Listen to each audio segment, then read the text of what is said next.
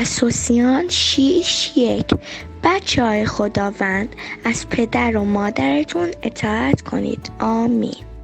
بچه‌های خداوند همیشه به حرف مامان باباتون رو گوش بدین. افسوسیان 6:1 بچه‌های خداوند از والدین خود اطاعت کنید. آمین. بچه‌های خداوند از پدر مادرتون اطاعت بکنید. افسوسیان 6:1 بچه‌های خداوند از والدینتان اطاعت کنید. آمین.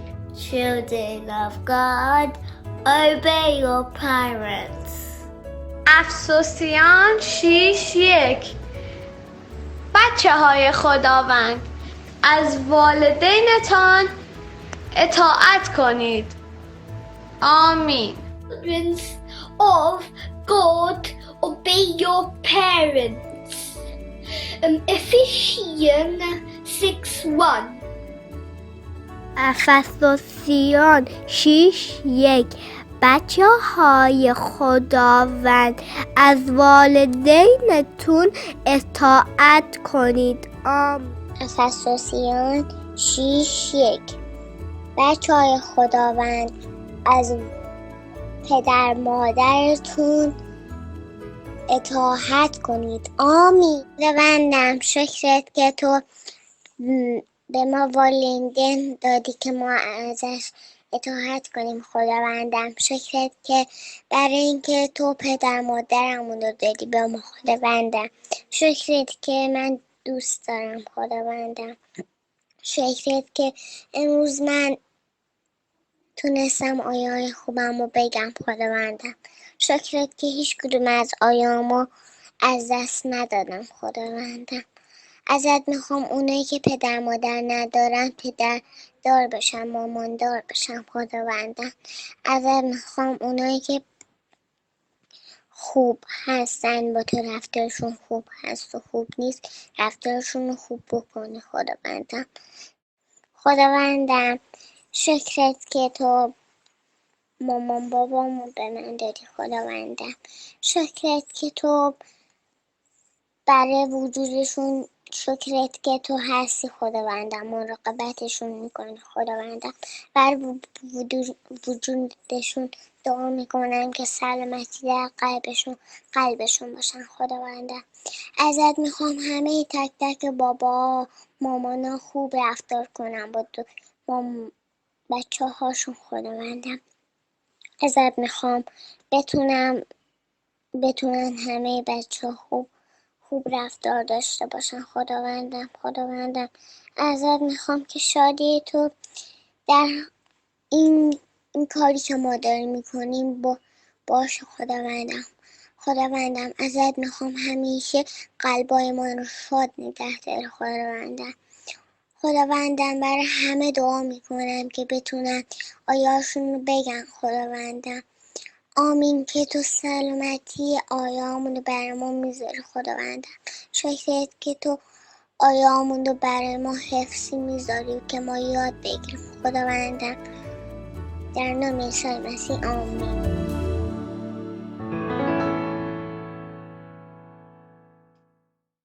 سلام بچه ها این هفته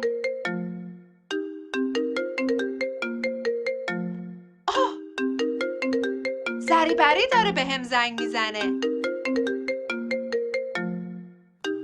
سلام خانم بگا. سلام زریبری، خوبی؟ مرسی من خوبم خانم بگا. داشتم با خانم مسعود صحبت میکردم. من و خانم مسعود یه سوال داشتیم ازت. میشه سوالو بپرسم؟ میشه؟ حتما زریبری، خوشحال میشم سوالتو بشنوم.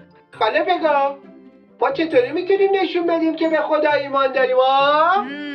زریبری سوال خیلی خوبی کردی. میخوای به بچه ها توضیح بدی که ایمان یعنی چی؟ بله. سلام بچه‌ها. ایمان یعنی اعتماد کردن و باور داشتن به یک چیز خوب. آفرین زریبری.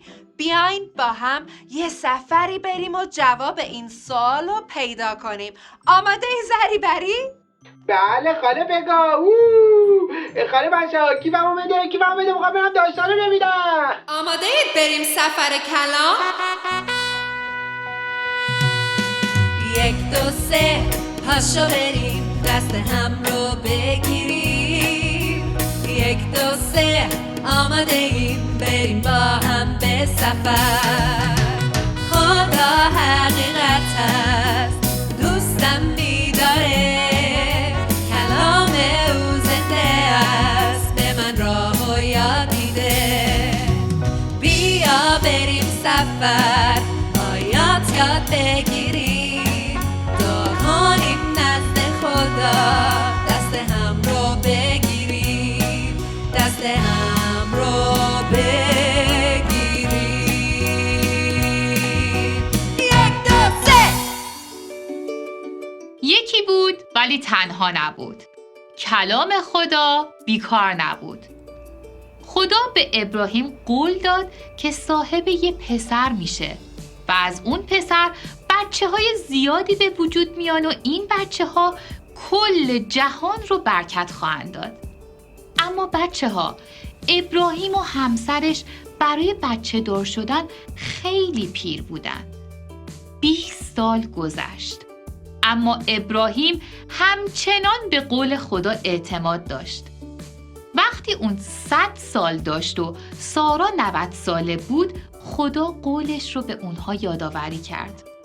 سارا داشت بچه دار می شد. باورتون میشه؟ وقتی پسرشون به دنیا اومد، سارا انقدر خوشحال بود که خندید. اون گفت خدا برای من شادی و خنده آورده. پس اونا اسم پسرشون رو اسحاق گذاشتن که یعنی او میخندن. وقتی اسحاق پسر کوچولویی بود، خدا ابراهیم رو امتحان کرد و از اون خواست تا اسحاق رو بالای یک کوه قربانی کنه. ابراهیم گیج شده بود اما هنوز به خدا اعتماد داشت. اسحاق چوب رو می آورد و ابراهیم هم چاقو و شعله آتیش. با همدیگه از کوه بالا رفتن. اسحاق پرسید بابا پس بره‌ای که قرار قربانی کنیم کجاست؟ ابراهیم جواب داد خدا خودش اون رو آماده میکنه.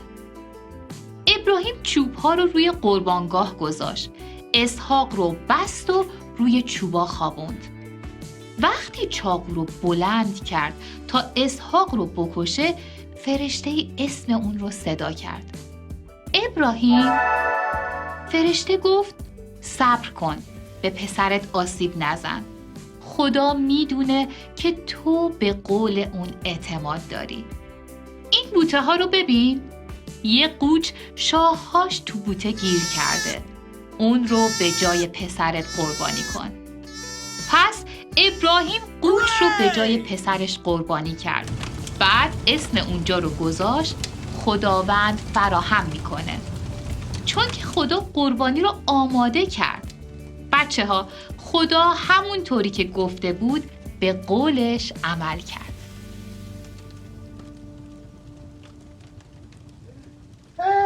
وای خاله بچه‌ها دیدی ابراهیم چطوری اعتماد کرد و به خدا ایمان داشت؟ بله زریبری، بله بچه ها، خدا به ابراهیم گفت که بهش یه پسر میده و چون ابراهیم به خدا اعتماد کرد، خدا هم رو قولش ایستاد و ابراهیم به خدا اعتماد کرد. ابراهیم به خدا ایمان داشت دیگه. بله زریبری، یادت میاد اطاعت یعنی چی؟ یعنی وقتی به حرف خدا گوش میدیم دیگه. بله، حالا سوالتو یه بار دیگه میپرسیم، چطوری میتونیم نشون بدیم که به خدا ایمان داریم؟ خاله بچه‌ها، ما باید همیشه به خدا اعتماد کنیم و بدونیم که خدا زیر قولش نمیزنه. آفرین، به حرفای خدا گوش کنیم. آفرین بچه‌ها، پاشید بریم با هم یه سرود بخونیم. بزن بریم.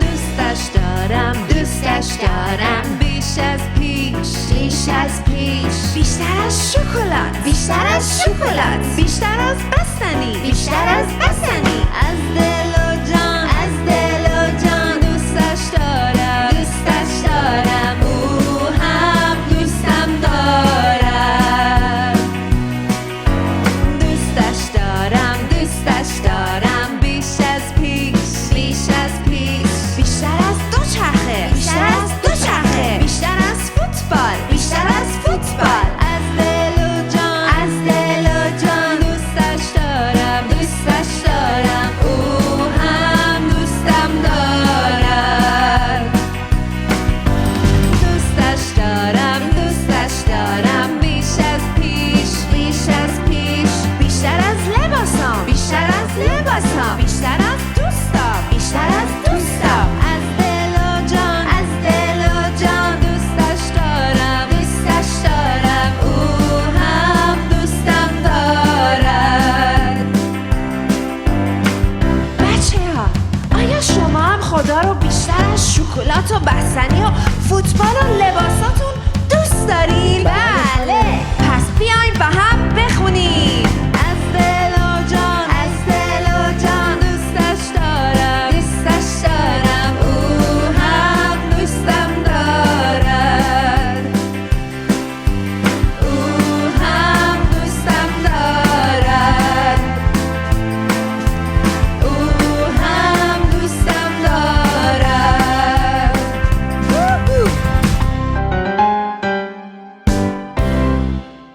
آفرین زری بری. وقتی ما به حرفای خدا گوش میدیم نشون میدیم که بهش اعتماد میکنیم و ایمان داریم. من یه آیه خیلی خوبی میدونم. امثال 3:5 با تمام دل به خدا اعتماد کن. Proverbs 3:5 With all your heart, trust in the Lord. کیمیا جان این آیه رو برای ما میتونی بگی لطفاً؟ بله خاله. سلام بچه ها. امثال 3:5 با تمام دل به خدا اعتماد کن.